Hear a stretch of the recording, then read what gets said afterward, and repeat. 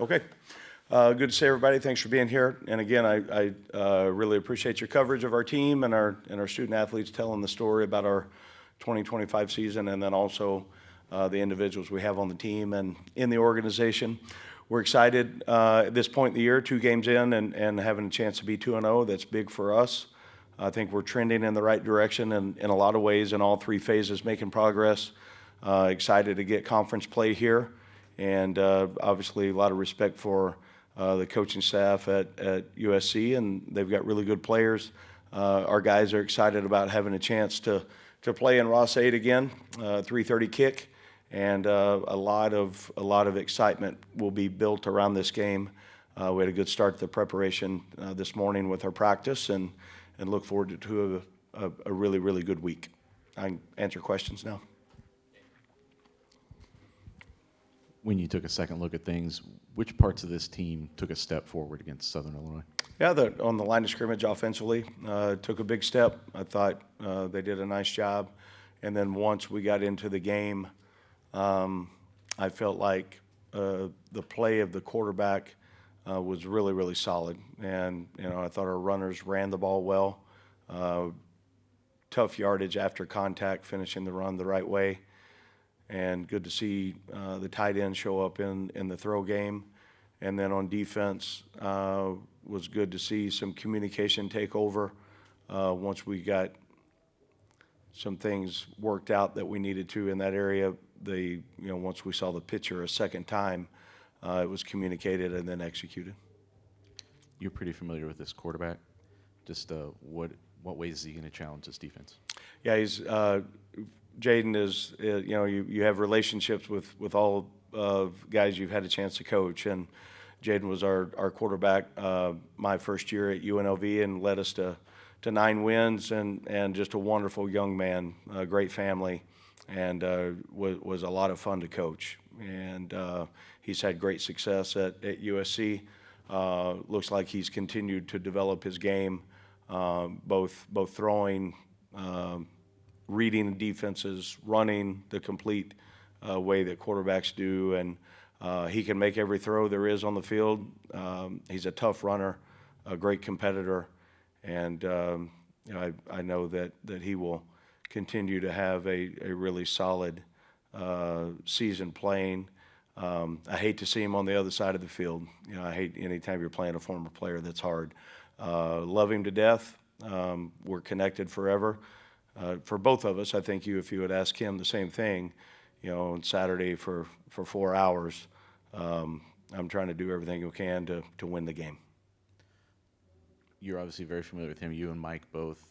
Do you lean at all in a week like this more on Josh in terms of personnel from the other team, schematic things, coaching personnel, tendencies and things like that? Does he become more of the chess match this week just because of his familiarity with USC? I think you always look to try to gain an edge or an advantage anyway, and both coordinators really, and Coach Shebist as well, every single week we'll do almost a debriefing on the other side on what we think, what we see, any information they have through their lens of what that looks like. Obviously, Josh was there for the last 3 years or so, so his understanding of personnel would be a little bit more intimate and detailed than just a normal week. So, I think any information that we can gain any way possible, we're always trying to find an edge for our team, schematically, physically, and all the things that go into that. So, Josh will, we spend a lot of time in the offseason talking about those things as well. So just so it's not, too much time taken away from what he needs to get done this week for our offense to play at a high level. That always takes place. Barry, Devin has 46 carries in 2 games. That's his second highest of his career, dating back to his freshman year. Josh said that may not be the norm going forward, but to have a back that's an older guy who can handle that workload and the physicality of being a running back, how much does that kind of give your offense maybe a little bit of an edge to have the guy that I didn't see him get knocked back the other night? He moved forward every time he got the point of contact. Yeah, I think, number one, we've got to be able to run the ball, and it doesn't have to mean, Mott gets 46 carries in 2 weeks, but if that's what it takes, that's what we'll do. And I think we've got some guys that are continuing to get in a position that maybe can share some of that load as well. But it's an opportunity for us to really, when you have the ability to establish a line of scrimmage and run the football, I've said it over and over, that'll open up a lot of things in our offense. So we've got to be able to do that, and there's going to be some elements of quarterback run that are going to be really important to us as well.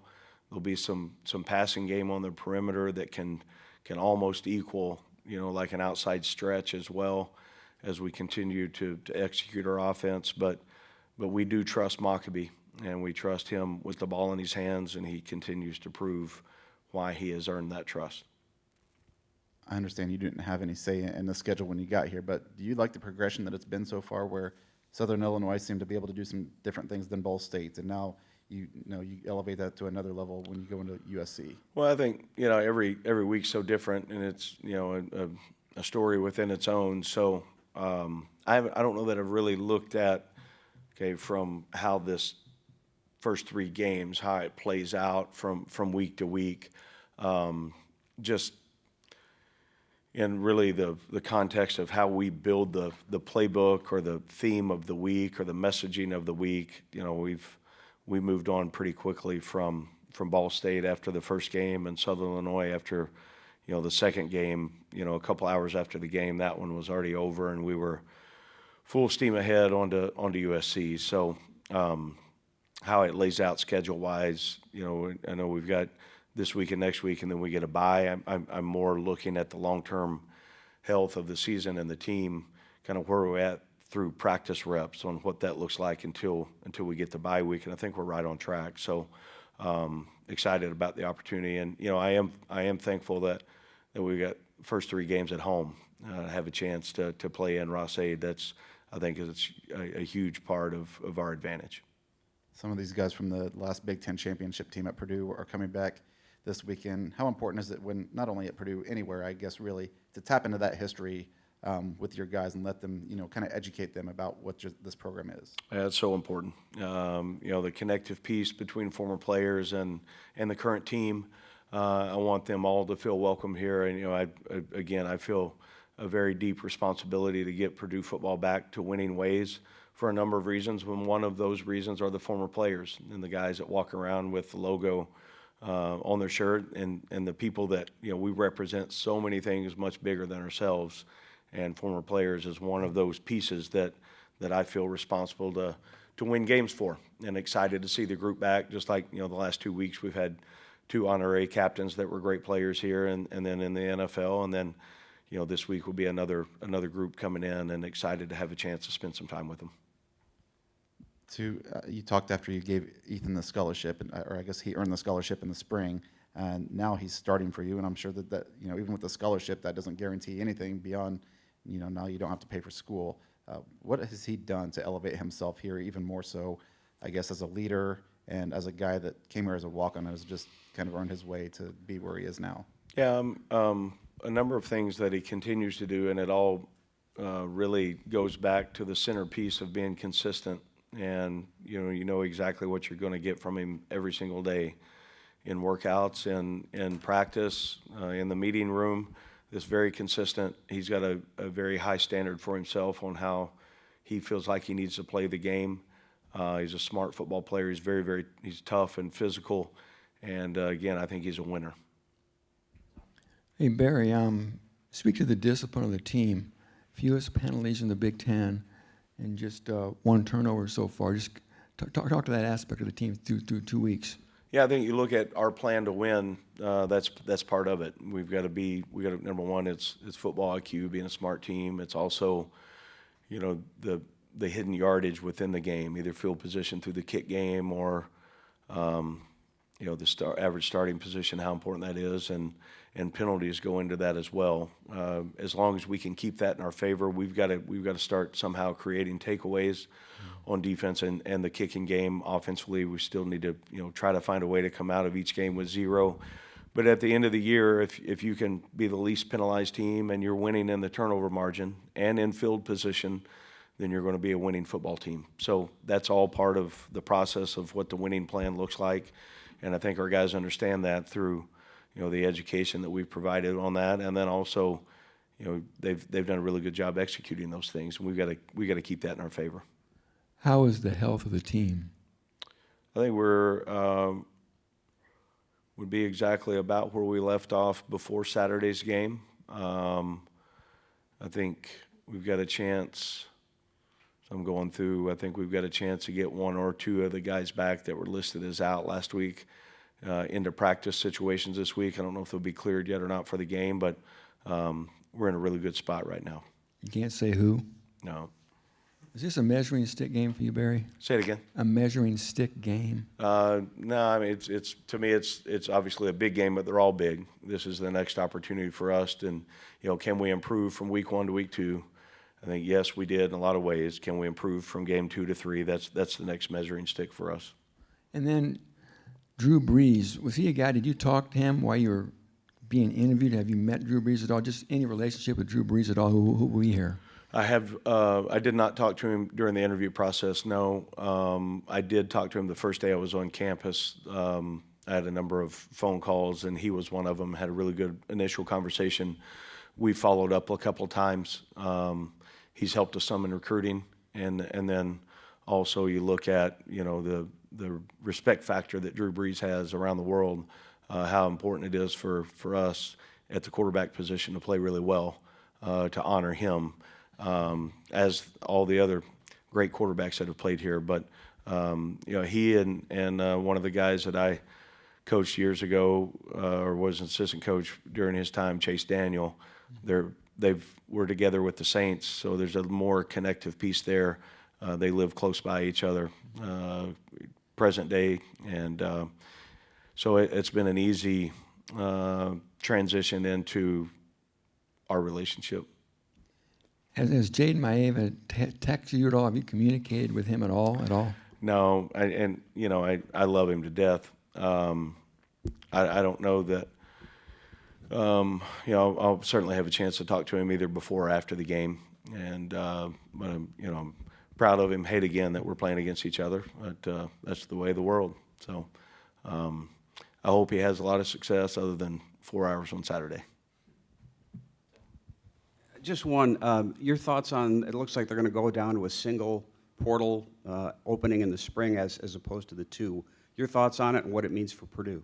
Yeah, I think you look at, the opportunities that creates in the month of January on what that looks like. I don't know what our number will be yet on the, add the high school class mid-years that we're going to have graduate early in high school and enroll. We've got a pretty healthy number in that regard. So that early portal window, I think the advantages are you get the guys here that you would add to your roster through that time frame. You get a chance for them to go through the winter conditioning phase, the Winning Edge program, spring practice. So you've got them for a little bit longer if you can get them into school during that time. So I'm in favor of one. And I know. Most guys they're going to get in the portal, they know where they're going anyway before they get in. So we'll be very aggressive to help build our roster for 2026 during that time. And as far as numbers or what that looks like, we won't have any idea yet till we get closer to the end of the season on how many transfers we're going to take.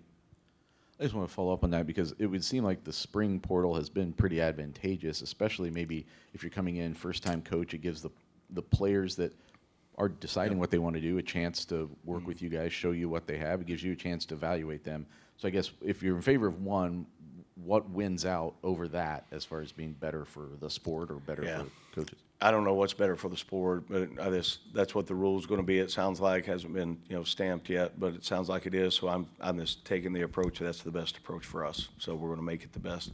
Last year we signed 46 guys, or 46 guys joined us that didn't go through spring practice. So it worked for us last year on what the rules were. And I'm always going to be a believer in whatever it is. We're going to make the most of it and the best of it. And if sit around and, well, why don't we have two and all that, then that's wasted energy and thought. So we've got to have a great plan, be very select and direct on what we need to target during that window in January, and then find a way to get them. Barry, you took 54 guys overall from the portal. Can you possibly get 50 transfers in that one 10-day window or so in January? You're going to have to if that's the rule. So now the rule is that's when they have to go in, so they could join you later, but that's when you would have to enter your name in the portal. So we'll adjust. I mean, it's new for everyone, just like the last couple of years have been new. You've got to adjust, you got to adapt, you got to make it work, and we will. We'll have a really good plan for it. Why was the rule changed, do you think? I don't know. I mean, a lot of thought, a lot of discussion, a lot of conversation with the AFCA and the different leagues on what it looks like, and then you get into athletic directors, presidents on their vote. So the thing I don't want to lose sight of is when school starts, each school in different times. Ours is early in January, so is there a window of time to be able to get a guy in school with the time they need to? And still, there's a thing called graduation. So, and I care deeply about that. Everybody that we get in our program, if they haven't graduated yet, it's my job to make sure they graduate from college. So we won't ever lose sight of that. That's a big, important piece to the component on us bringing a guy to Purdue. Educationally, they've got to understand the impact that it takes to graduate and what it looks like if you get a degree from this place, how that changes your life in a positive way.